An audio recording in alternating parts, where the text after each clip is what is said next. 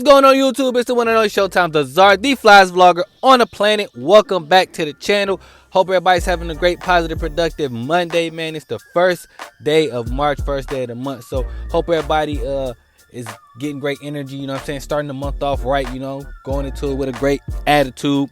I got hip hop news, cultural updates, and things of that nature for you guys today. But before we jump into all, let you know what you got to do.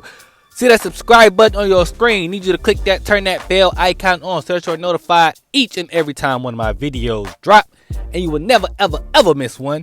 Now, let's get into this madness, y'all.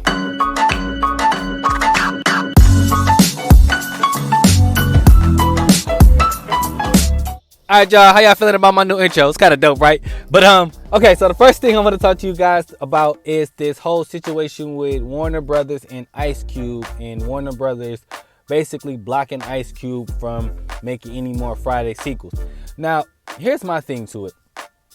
I don't want to see Icecube, Chris Tucker, Cat Williams, Mike Epps, any of those guys do another Friday movie, because I feel like we have stamped and submitted, they have stamped and submitted their mark on the franchise or the Friday franchise. I don't want to see them do it.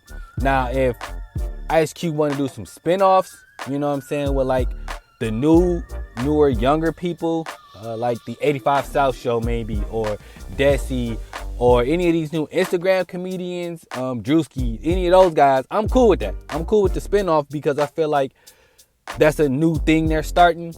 It just got the Friday name on it. So you're keeping the name Friday alive, just replacing the actual characters in it and giving them their whole new story. I don't want to see those guys do it because Chris Tucker, he's not even in the mind frame to do it anymore. Shannon Sharp asked him about doing another Friday, and he was just like, I don't want to shortchange my fans. And he was like, you know, I'm not in the headspace is what I got out of it. Like, I don't want to play a guy that's, you know, basically a crackhead, and I'm into God and the religion and all. That's the person that I am now. I just couldn't see myself playing that character. That's basically what he was getting at. And that's cool. You know what I mean? Like, he was honest with himself. You know what I'm saying? I'm not going to make something and not go 110% with it. I'm cool with that. I feel like if Icecube wanted to do something else with the Friday franchise, I'm cool with it. But as far as him continuing with the same characters and him being in it, I think it's going to do a disservice to the culture rather than uplift the culture or make it, you know, or do better. Because I know what a lot of y'all are thinking right now, like, well, it's been like 20 some odd years and they finally making a Coming to America 2. But that's the thing. Coming to America 1 happened so long ago, right? It's almost as if they are doing the spinoff. You know what I'm saying? Like, obviously Eddie Murphy is the star of the movie, but he's got his daughter in it. He's got a bunch of other people in this film that I feel like if he wanted to, he could continue doing Coming to America spinoffs to where he's not the focal point. And I feel like if Icecube does a Friday right now and he's still the focal point, it's not the same. It's like they can't keep doing Bad Boys. Eventually they're going to have to break off and do something else with the Bad Boys franchise, because as you saw in the last film, which I thought was super dope, so that was smart on their part, but they leaned into the fact they were older. If Icecube does a Friday movie and he don't lean into the fact that they old, it's not going to look good. Let me know how you guys feel about that in the comments below. Do you want to see another Friday film, or do you think that Icecube should just do a spin-off? How do you feel about that? Let me know in the comments below. Alright guys, on to the next subject here. Now, comedian Aries Spears posted the question on his Instagram: how do a lot of you rappers, young rappers in the game, not get bored with the way that you guys rap? He basically was saying that there's no originality. Everyone sounds alike. The same cadence, the same flow, the same bars, the same this, the same that. No matter if it's India Young Boy or Lil Baby, all of y'all sound the same. Now, here's what I want to say about that. To a degree, he's correct. There are rappers in the game that sound similar, but to me, it's not. It's based on region or what they gravitate to as far as either being a street rapper or a lyricist. Let me break that down. The lyricist rappers, I think we seem to give them a pass because they're creative with their wordplay. You know, they might change their flows up, but for the most part, they all sound very similar to two rappers, Kendrick Lamar and J. Cole. Now, because the bar for Kendrick Lamar and J. Cole is so high, whatever guys fall up underneath their tree, we're like, okay, you sound a lot like Kendrick, but that's cool because what you're saying has some substance, right? But when it comes to the street rappers or the trap rappers, we like, I don't want to hear that because you sound like Lil Baby, and then you sound like Future, and then you sound like Gunna, and then so on and so forth. I personally, I think a lot of the younger generation can differentiate between an NBA YoungBoy and a Lil Baby. They don't sound alike to me, you know. But I can see where he's going with this because he's saying that a lot of the flow is the same. But that's just what the culture gravitated to. Now, the reason I say he's right to a degree is because I definitely think this is more so an old head topic or conversation. Because it's a lot like how old heads view the game of basketball today. Oh, that's not basketball. That's not how it's played.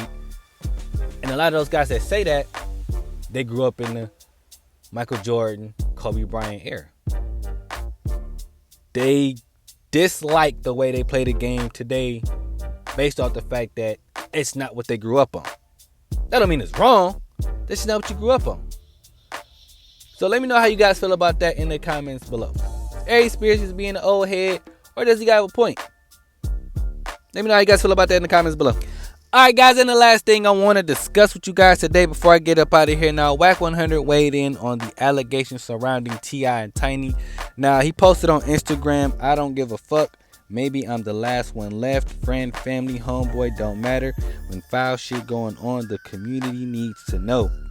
So they can protect, in capital letters, the community. Now, he goes on to say more things, but from that, it just sounds like he's trying to distance himself based on the fact that he don't know. Now, again, as I said this in the last time I talked about this T.I. and Tiny situation, T.I. said his piece, which was him and his wife did things with consenting adults. Now, they don't have to disclose what those things were, but we can all guess. They was having threesomes. To me, and this is only because based off of what T.I. said, it sounds like T.I. and Tiny were in agreement with these people. And once T.I. and Tiny either stopped being in agreement or didn't provide something for said individual or individuals, then that's when things got ugly. I'm not 100% sure, but the reason I'm saying that is because there's a missing piece. I'm not saying T.I. and Tiny aren't capable of causing anybody any physical harm, but what I am going to say is what T.I. said sounded authentic. He went out of his way to not only defend himself, but he defended his wife and people who have been in situations where they've been raped or molested, etc. So, if that's the case, I just feel like there's something else going on in this story that isn't being told. And the part that's not being told is, what did T.I. and or Tiny and or both of them decide to do together as far as, hey, we're going to get you a record deal, not psych, or hey, you know, we're going to pay you half a ticket to have sex with us. Psych, no, we were just joking. You know what I'm saying? Like, was that what took place? Because if that took place, yeah, you're going to look at T.I. funny and they're going to get talked about, but at least they didn't rape him. And I think that's what is going on. And when I don't want to put it on the fact that it could be money. It could be anything, but I feel like there was something that was promised and they didn't deliver. That's what I'm going with. That's just my speculation. Don't quote me on none of this. That's just how I'm feeling based on the way T.I. has responded to the whole situation regarding him and his wife. Let me know how you guys feel about this in the comments below. But that's all I got for you guys today. If you guys enjoyed this video, leave a like, leave a comment, share, subscribe. And until next time, I'm out of here, y'all. Peace.